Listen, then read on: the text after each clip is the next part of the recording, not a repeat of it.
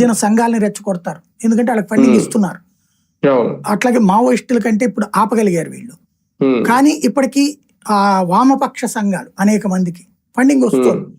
మీకు తెలుసో తెలీదో, మన దేశంలో డిజిటల్ మీడియాలోకి దాదాపు 150 కోట్లు వీళ్ళ ఫండింగ్ నడుస్తుంది.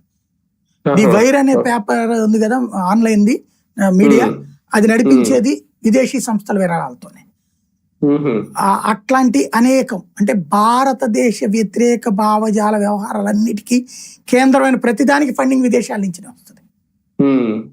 అవి ఇప్పుడు వాళ్ళందరిది ప్రొవోక్ చేస్తారు, రెచ్చగొడతారు.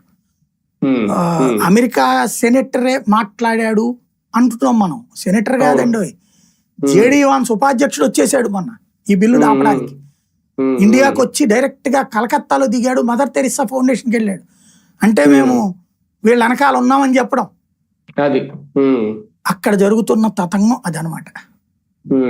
ఒక రకంగా ఈ బిల్లు ద్వారా ఒకటి భారత్ మీద వ్యతిరేకత సృష్టించే కుట్రలు ఆల్రెడీ మొదలైపోయినాయి. అలాగే ఈ ఫండింగ్ ప్రతి రూపాయికి లెక్క చెప్పాల్సి వస్తుందా, దానివల్ల వచ్చే ఫండింగ్ కూడా కంట్రోల్ అవుతుందా? ఇప్పుడు అమెరికా వాళ్ళు వీళ్ళు అడిగినప్పుడు షా చెప్పింది అదే, అరే పిచ్చి సన్నాసులారా, నిజాయితీగా పనిచేసే వాడికి దీనివల్ల ఏ ప్రాబ్లం లేదు. అవును, ఇప్పుడు మొన్న ఒకటి పట్టుబడ్డది కుంభకోణం, 1000 సిమ్ కార్డులు అమెరికాలోని